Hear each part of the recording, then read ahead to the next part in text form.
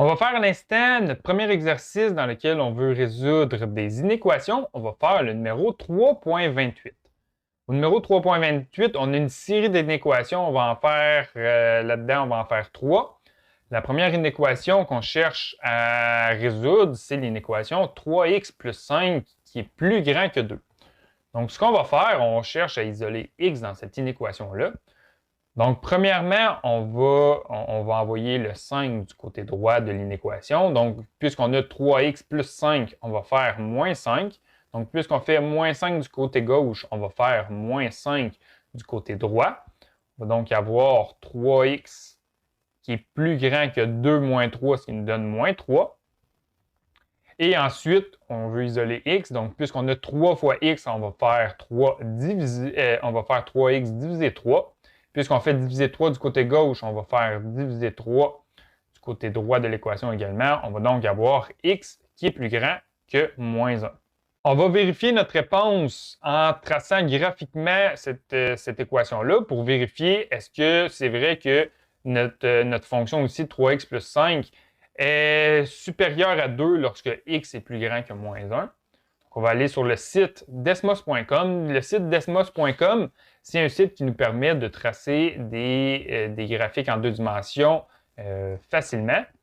Donc, on a l'expression algébrique 3x plus 5, qui est cette expression algébrique-là, et on veut savoir quelles sont les valeurs de x que la fonction doit prendre pour être supérieure à 2.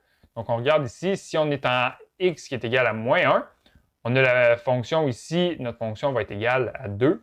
Et si notre fonction prend une valeur plus grande que moins 1, ça veut dire que notre fonction va être supérieure à 2. Donc, c'est logique, ça respecte la réponse qu'on a trouvée. Ensuite, en C, on a l'inéquation 3 moins 2 entre parenthèses 5x plus 1. Ça, c'est plus petit que 3 moins 2x. Avant de résoudre cette inéquation-là, on va simplifier, premièrement, en faisant la distributivité dans notre parenthèse ici. Donc, on va avoir 3 moins 2 fois 5x, donc moins 10x. On va avoir ensuite moins 2 fois 1, donc moins 2. Et ça va être plus petit que 3 moins 2x. Et là, ce qu'on va faire, on va envoyer chacun des termes qui ont comme partie variable x du côté gauche de l'inéquation et chacun des termes qui n'ont pas la partie variable x du côté droit de l'inéquation. Donc, premièrement, on a moins 2x du côté droit, on va l'envoyer du côté gauche. Donc, on doit faire plus 2x pour avoir le terme nul. Donc, puisqu'on fait plus 2x du côté droit, on va faire plus 2x du côté gauche. On a donc ici 3 moins 2, donc on va avoir 1. Et on a moins 10x plus 2x, on va avoir moins 8x. Et ça va être plus petit que 3. Ensuite, on a 1 ici. On a un terme qui ne possède pas la partie variable x, donc on va l'envoyer du côté droit. Donc on doit faire moins 1. Et puisqu'on fait moins 1 du côté gauche, on va faire moins 1 du côté droit également. On va donc avoir moins 8x qui est plus petit que 2. Et finalement, on va isoler x ici. Donc, puisqu'on a moins 8 fois x, on va faire diviser moins 8. Puisqu'on fait diviser moins 8 du côté gauche, on va faire diviser moins 8 du côté droit. On va donc avoir x qui est plus petit que moins un quart. Mais là, il ne faut pas se tromper. Puisqu'on est dans un système d'inéquations et qu'on divise ou qu'on multiplie par un nombre négatif, notre terme ici, notre symbole d'inéquation, il va changer de côté. Donc, au lieu d'être plus petit, ça va devenir plus grand. Donc, ici, on ne va pas avoir plus petit, on va avoir plus grand.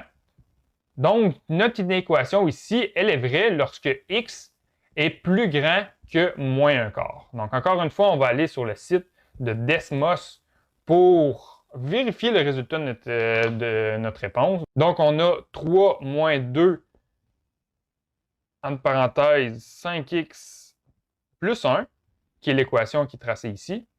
On a également 3 moins 2x.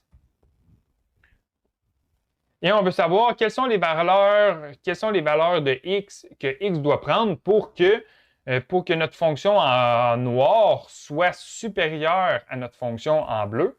Donc, c'est à cet endroit-là ici. Si on est situé à droite de ce point-là ici, la fonction en noir va être supérieure, va être plus grande que la fonction en bleu ici.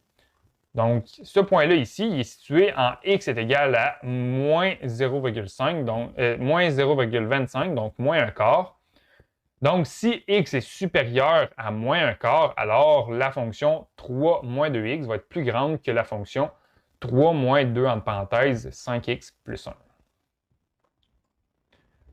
Ensuite, en D, on a l'expression ici 5x plus 2 divisé par 4 moins 1 est plus grand ou égal à 3 moins x sur 2.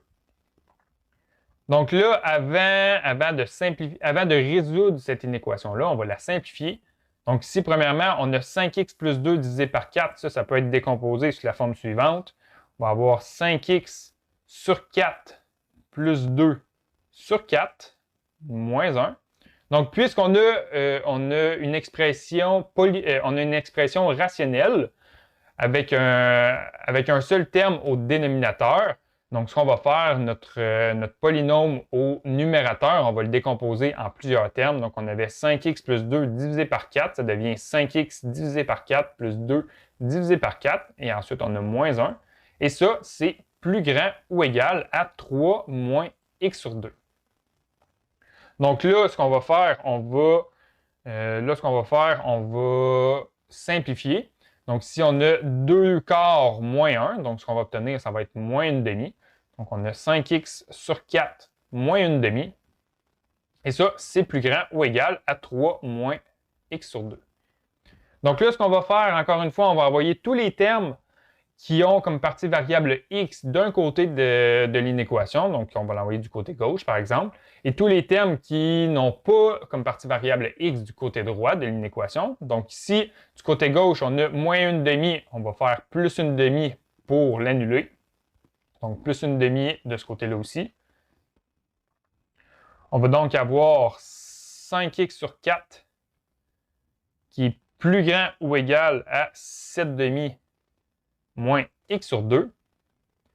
Et là, on va faire plus, on va annuler le x sur 2 du côté droit. Donc, on va faire plus x sur 2. On va faire plus x sur 2 ici. On va donc obtenir 7x sur 4 qui est plus grand ou égal à 7 demi. Et finalement, ici, on a 7x sur 4. Donc, on va éliminer la partie sur 4. Donc, on va faire x4. Faire x4. Donc, avoir 7x qui est plus grand ou égal à 14. Et finalement, on veut éliminer le 7x. Donc, on veut éliminer le coefficient 7 de 7x. Donc, on va faire diviser par 7. Faire diviser par 7.